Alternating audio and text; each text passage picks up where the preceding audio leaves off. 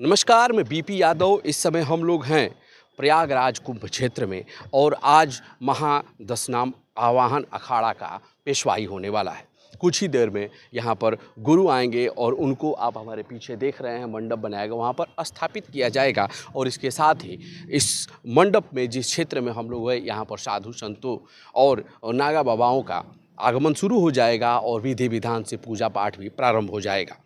बाबा हैं, उनसे हम बात करेंगे और जानने की कोशिश करेंगे कि पेशवाई कौन सी परंपरा होती है, क्योंकि बहुत सारे जो युवा हैं, जो नए लोग हैं जो नए लोग हैं उनको इस संबंध में जानकारियां नहीं है कि पेशवाई क्या होती है, पेशवाई की परंपरा को कैसे निभाया जाता है और किस तरह से गुरु परंपरा का पालन किया जाता है, गुरु जी को स्थापित किया जाता है। हम आपका शुभ नाम जानना चाहते हैं।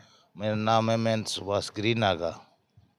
आज अपने अखाड़े का देखा जा रहा है जैसे कि पेशवाई हो रही है, कुछ ही देर में गुरु पधारने वाले होते हैं। तो ये पेशवाई क्या परंपरा होती है, इसके बारे में थोड़ा बताएं।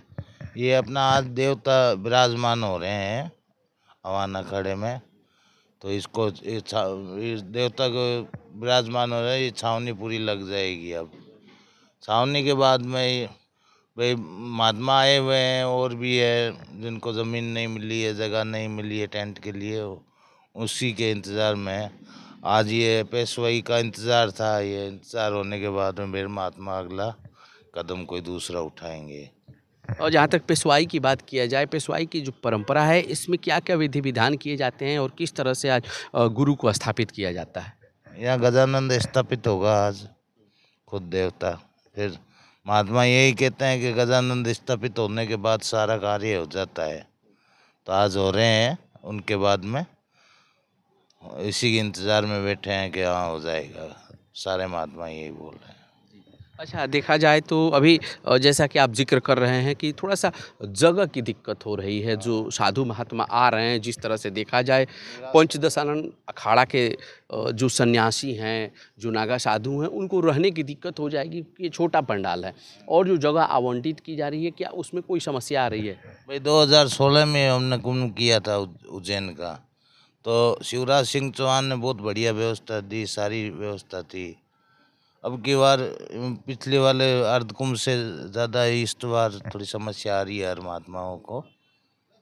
सरकार वही है, पिछली बार भी वही थी, लेकिन काम नहीं हो रहा है। साधुओं का खर्चा लग रहा है, इधर उधर भटकते फिर रहे हैं महात्मा, तकलीफ पा रहे हैं।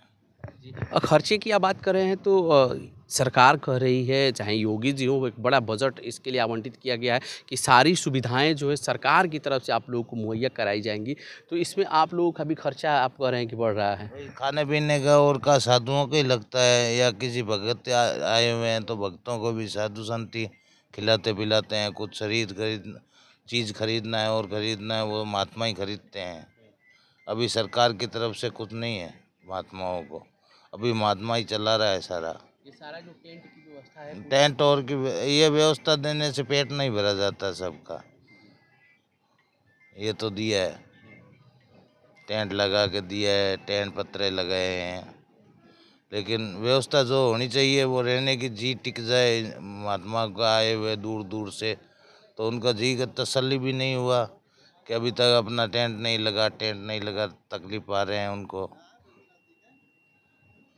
और जिस तरह से सर्दियां भी बढ़ रही हैं लगातार और मौसम भी अब बदलने लगा है, तो ऐसे में दिक्कतों का सामना करना पड़ रहा है। हर महात्मा को, कोई नंगा है, कोई बबूतिया है, सारे महात्माओं को तकलीफ पड़ना पड़ता है सर्दी में।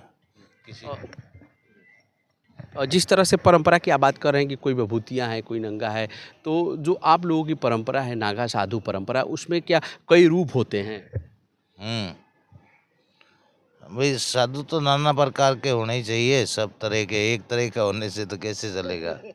साधु तो सब तरह के ही होने चाहिए। तो साधु कई तरह के होते हैं, तमाम चीज़ें हैं जो हम लोग नहीं समझ पाते हैं, नहीं जान पाते हैं। एक और बाबा हैं हमारे साथ, हम उनसे जानेंगे कि किस तरह से ये परंपराएं आगे बढ़ती हैं और किस तरह से इनका पालन किया जाता है। बाबा, आपका नाम जानना चाहेंगे। देखिए, जो है महंत सर्वेशानंद गिरी जी महाराज, और हमारी जो परंपरा है, जो गुरु लोगों ने चलाया आदि अनंत से, वही परंपरा हमारे सनातन धर्म की चल रही हैं और चलती चली जाएंगी। जी। और कहा जाता है कि जो नागा साधु परंपरा है वो धर्म और देश की रक्षा के लिए चलाई गई थी। देखिए, हमारे जब आदि शंकराचार्य जी थे, कृपार्थी जी, जब ये जब वो होने लगा था, धर्म के लिए नहीं हो रहा था, तो आदि शंकराचार्य भगवान शिव ने स्वयं ही रूप धारण करके शंकराचार्य भगवान का स्वयं आए थे। उन्होंने चारों मठों का निर्माण किया और नागा सन्यासियों को शंकराचार्य ने सेना बनाया रक्षा के लिए, धर्म रक्षा के लिए। इसके लिए हम लोग धर्म रक्षक हैं। हमारे प्राण भी धर्म के लिए है, सनातन धर्म के लिए। हम सनातन धर्म की गरिमा करते हैं। कुछ लोग ऐसे लोग होते जो सनातन धर्म की गरिमा करते ही नहीं, आकांक्षा कर ही नहीं रहे, उस परंपराओं को भूल रहे अपने धर्म को। जी, जिस तरह से अभी नागा साधु का जिक्र आता है तो लोगों के मन में एक छवि उभरती है। वो छवि उभरती है कि बड़ी बड़ी लंबी लंबी जटा हो, कमर तक लटकी हुई जटा रहती है, हाथों में त्रिशूल। ये छवि लोगों के मन में आता है। कोई शरीर पर कोई कपड़ा नहीं, आपने इस समय कपड़े धारण किए हुए हैं। तो ये चीज़ें कैसे लोग समझ सकते हैं कि आप नागा भी हैं और ऐसे भी हैं? देखिए, हम लोग जो अभी इस तरह बैठे हैं और जब अपने धूना पर बैठते हैं तो पश्चिमी लगा कर ही बैठेंगे। धूना पर जो बैठते हैं। हाँ, बैठते हैं। अच्छा, ठीक। जी। और जहाँ तक परंपरा की बात की जाए, नागा साधु बनने में हमने सुना है कि बहुत लंबा समय लगता है, लंबा योग तप करना पड़ता है। तो कैसे गुजर करके एक आम व्यक्ति से मतलब महासत्व को प्राप्त किया जाता है? देखिए, हमारा जो वहाँ पर पिंड होते हैं, संस्कार होते हैं, पिंड दान करते हैं।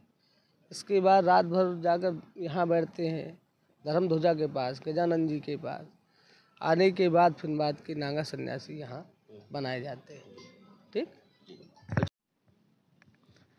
जैसे कि आम मान्यताएं कहा जाता है कि अपने ही हाथों से अपनों का पिंडदान करना पड़ता है, अपनों का तर्पण करना पड़ता है। तो वो कितना कठिन होता है और फिर एक गृहस्थ आश्रम को त्याग करके एक देश के लिए, समाज के लिए, धर्म के लिए अपने आप को अर्पित करना है। देखिए, हम लोग जाकर जो बन जाते हैं भारत साधु समाज, नैतिक विकास का योजना कराना, सामूहिक प्रार्थना, समाज को उपदेश देना, हम लोग नैतिकता के लिए बनते हैं, समाज के लिए।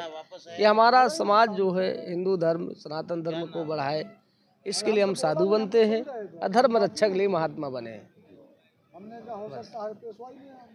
तो इस समय समस्याएं तो तमाम चल रही हैं, तो उन समस्याओं के लिए आप लोग क्या किए? समस्या चल रही है, ये प्रशासन की ही कमी है और हम प्रशासन की ही कमियां तो निकालना चाहते हैं। साधु संत लोग बेचारे जो आए हुए हैं दूर दूर से, कोई मध्य प्रदेश, कोई कोटा, बूंदी, बांसवाड़ा, जयपुर के पास, अंतेतौड़, जोधपुर, अजमेर, बीकानेर, आपका ये जितना आपका भोपाल हो गया, रायसेन हो गया, पूरा भारत के जितने भी देश और विदेश के भी संत आएंगे तो उनके लिए व्यवस्थित तो होना चाहिए ना, जिसमें अपना सनातन धर्म बढ़ रहा है। जिंदगी में है क्या, बोलते हैं डेली लाइफ है, डेली में रोजाना लाइफ अंजित के जमाने है, वो तो जीरो है भाई। हमने ये क्या पकड़ा, ये नाड़ी है, ये क्या है, त्वचा है, ये क्या है, बाल है, बाल छोड़ो तो क्या है, कुछ भी नहीं है। अरे जिंदगी में तो कुछ सनातन धर्म के लिए तो भूलो मत। मगर आजकल की जो है भूल रहे हैं। आजकल जो है धर्मद्रोही, धर्म संग्रही, लंपट, भोगी, तामसी, वेद के ज्ञाता, उन लोग जो है धर्म को नष्ट कर रहे हैं।